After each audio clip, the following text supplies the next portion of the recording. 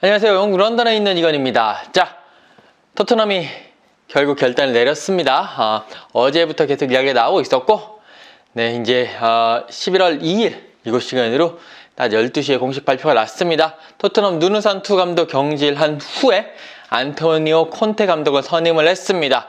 2023년 여름까지 계약을 했고요. 한 1년 6개월 정도 되죠. 그리고 1년 계약 연장 옵션이 들어 있습니다. 연봉은요, 약 한 1,550만 파운드, 약 한 250억 정도 됩니다.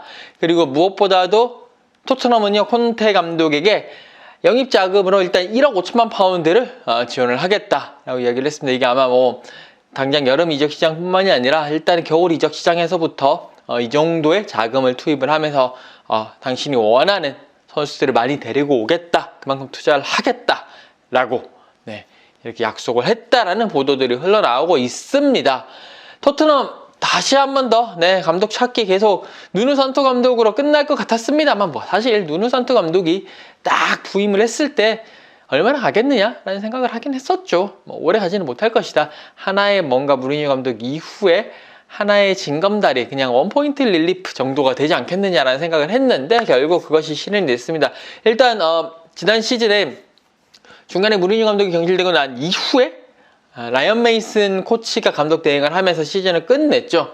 그리고 이제 바로 안토니오 콘테 감독과 이야기를 진행을 했습니다. 하지만 안토니오 콘테 감독과의 협상이 결렬이 됐어요. 그러면서 이제 많은 감독들을 이렇게 떠돌았죠. 파울로 폰세카 감독이 유력하다라고 했다가 갑자기 협상을 파기를 해버렸어요. 그러면서 젠나로 가투소 감독을 데리고 오려고 했는데 팬들이 반대를 했습니다. 그리고 이제 줄리안 로페테기도 접근을 했지만 로페테기 감독이 나 토트넘 싫다라고 이야기를 했고요. 결국에는 누누 산투 감독을 데리고 오면서 누누 산투 체제로 올 시즌을 출발했습니다. 8월에 3연승을 달리면서 누누 산투 감독 8월에 감독이 됐습니다만 그 이후에 들쭉날쭉하고 특히나 경기력이 좋지 않으면서요.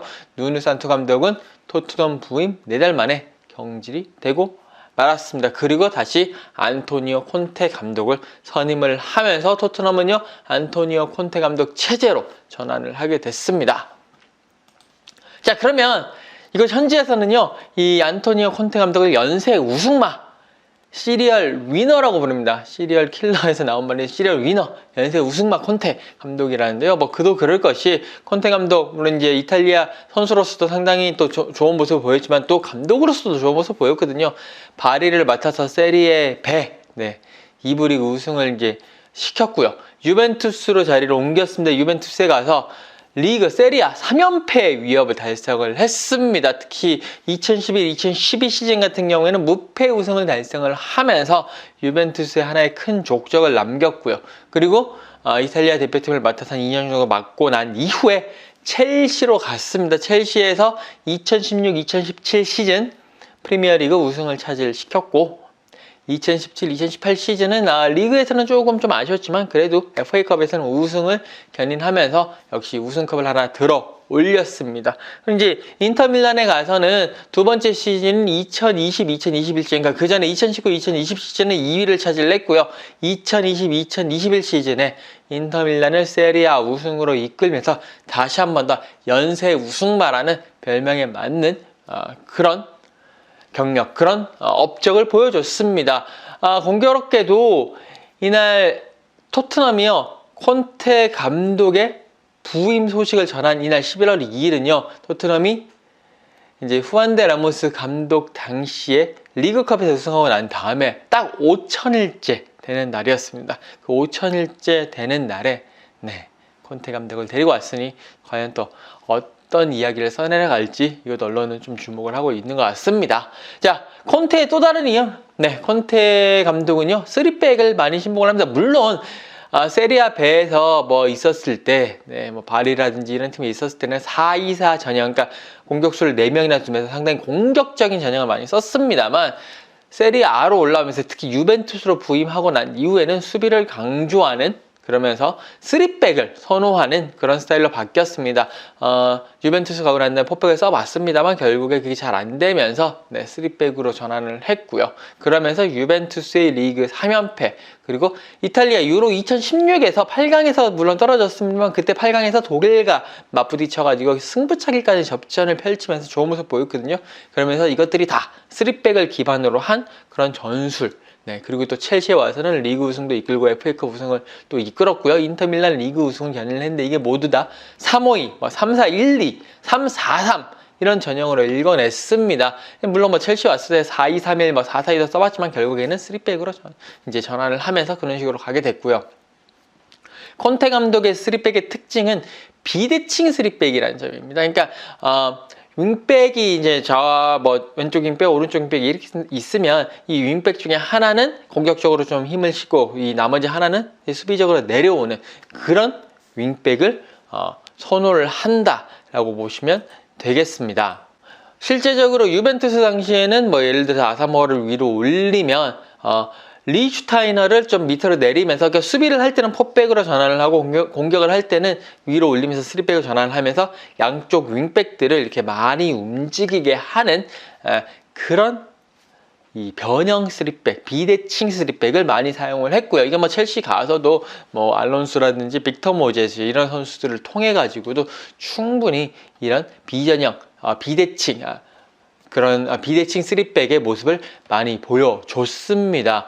그리고 또 인터밀란에서도요, 비락이라든지 이런 선수들을 하면서 많은 비대칭 3백을 많이 했고요. 또 허리에 키맨을 항상 배치를 했는데 유벤투스에 부임하고 난 이후에는 당시 이제 AC 밀란에서 제대로 이제 여러 가지 이렇게 싸우고 했던 피를로를 데리고 오면서 그게 하나의 정말 큰 획을 그은 거죠. 피를로가 허리에서 키맨, 이제 이 2선의 위치에 있으면서 패스를 뿌려주고 여러 가지 경기를 조율하는 모습을 많이 보여주면서 유벤투스의 리그 3연패를 피를로를 통해서 많이 이끌어냈고요. 또 첼시에 갔을 때는 캉테라든지 이런 선수들을 데리고 이 안토니오 콘테 감독의 그런 추구하는 축구를 많이 그런 허리의 키맨들을 통해서 많이 추구를 했다라고 보실 수가 있겠습니다. 그리고 투톱, 쓰리톱이 극대화를 했는데 투톱 상황에 대해서도 특히나 인터밀란 같은 경우에는 투톱을 많이 썼는데 라우타로 마르티네스와 그리고 로멜로 루카쿠 투톱을 세웠거든요. 그러면서 이 투톱의 극대화를 정말 많이 상당히 꾀했는데요. 로멜로 루카쿠가 최전방에서 딱 서 있으면 그 뒷공간을 라우타로 마르티네스가 들어가면서 뒷공간 파고든, 그러니까 루카쿠가 하나의 미끼 역할을 하죠. 그러면서 뒷공간을 이렇게 찍어 차주는, 그러니까 찔러주는 그런 역할을 많이 하면서 그런 전술적인 움직임을 많이 보여주면서 상당히 재미를 많이 봤고, 3톱을 했을 때도 어떻게 보면 3톱이긴 했습니다만 그래도 최전방 원톱 옆에 이 좌우 날개들이 많이 뒷공간을 파고 들어가면서 상대의 공간, 수비 뒷공간을 상대 수비 그런 라인을 무너뜨리는 역할을 그런 전술을 많이 시도를 했던 그런 콘테 감독이라고 보실 수 있겠습니다. 자, 그러면 콘테 감독, 역시 토트넘에서 3백을 갈 가능성이, 3백을 쓸 가능성이 상당히 많겠죠. 물론 이제 첼시 왔었을 때 4백을 좀 쓰긴 했습니다만, 한 리그 그때 7라운드까지 4백을 썼다가 그 다음에 3백으로 바꿨거든요. 근데 이제 어차피 토트넘은 지금 4백으로 잘 안 된다는 걸 알기 때문에 3백을 바로 들고 나올 가능성도 있을 것 같긴 해요. 만약에 이제 3백으로 쓰게 됐을 때는 기본적인 3-4-1-1을 만약에 쓰게 된다, 3-4-1-1이나 3-5-1을 쓰게 된다, 그러면 골키퍼는 요리스가 볼 거고요. 다이어 산체스 로메로로 이제 3백을 형성을 하고, 이제 그쪽 4명의 미드필더는 호이베르, 은돔벨레의 좌우 윙백을 레길론, 에메르손, 로얄이 쓰지 않겠느냐. 여기에 로셀소를 축으로 하면서 투톱으로 손흥민 선수와 케인 선수를 투톱으로 내세울 이런 전형으로 나설 가능성이 상당히 크지 않겠느냐 라고 예상을 할 수가 있겠습니다. 이랬을 때도 사실 레길론은 공격력이 좋기 때문에 레길론을 최전방으로 많이 밀어 올리고요. 비대칭 전형에서 이쪽으로 많이 올리고, 로얄을 조금 더 밑으로 내리면서 로얄이 내려간 자리에 이제 그쪽에 있으면 이쪽에 좀 비잖아요. 이걸 은돔벨레를 많이 배치를 시키면서 이 허리에서 은돔벨레, 로셀소 이쪽으로 가면서 계속 뿌려주는 이런 역할을 하지 않겠느냐. 그러면서 케인과도 여러 가지 로셀소, 은돔벨레와 케인이 주고받으면서 이랬을 케인이 내려왔을 때 이 뒷공간을 손흥민 선수가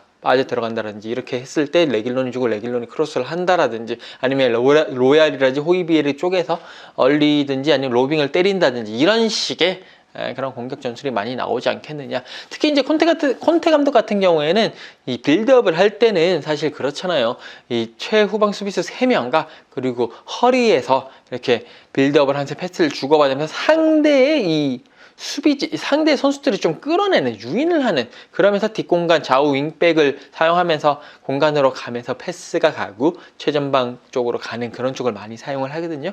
그래서 콘테 감독도 이런 식의 3-4-1-2를 들고 나왔을 때는 이런 식의 전술적인 움직임을 요구하지 않겠느냐 라고 예상을 해볼 수가 있고요. 3-4-3으로 간다고 했을 때는 뭐 비슷합니다. 하지만 이제 3톱에서 손흥민 선수와 루카스 선수가 그리고 이제 케인 선수가 최전방에 있을 것 같고요. 케인 선수가 최전방에서 이제 볼을 잡고 뭐 이렇게 뒷짐을 지거나 아니면 이렇게 공격을 하면서 있으면 그 뒷공간을 손흥민 선수가 파고들고 루카스는 뭔가 이렇게 드리블이라든지 이런 쪽을 통해 가지고 크랙의 역할을 해야 되지 않겠느냐라는 생각입니다. 그러면서 역시나 이 윙백은 좌우 비대칭 구조로 이렇게 운용을 하지 않겠느냐라는 것이 지금 콘테 감독 산하의 3백의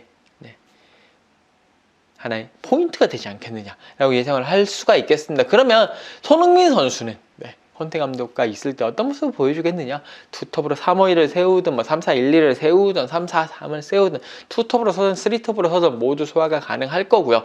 케인이 최전방에서 미끼 역할, 케인이 최전방에서 등을 쥐고 있든지 최전방에서 볼을 잡았을 때 손흥민 선수는 뒷공간을 공략하는 그런 움직임을 아마도 콘테 감독이 상당히 많이 이렇게 주문을 할 것으로 보입니다. 그러면서 콘테 감독 산하에서는 손흥민 선수와 케인 선수의 이런 조합이 훨씬 더 더더욱 상한가를 치지 않겠느냐라는 생각을 그런 예상을 하게 되고요. 이거 뭐 거의 가능성 없는 얘기긴 합니다만 혹시나 손흥민 선수의 공격력을 너무나 사랑해가지고 손흥민 선수 윙백 말도 안 되는 소리죠. 네, 혹시나 할 수도 있잖아요. 그런데 뭐 인터밀란에서도 페리시치를 윙백으로 왼쪽 윙백으로 세우긴 했는데 뭐 폭망하고 있었던 뭐 그런 부분이 있었거든요.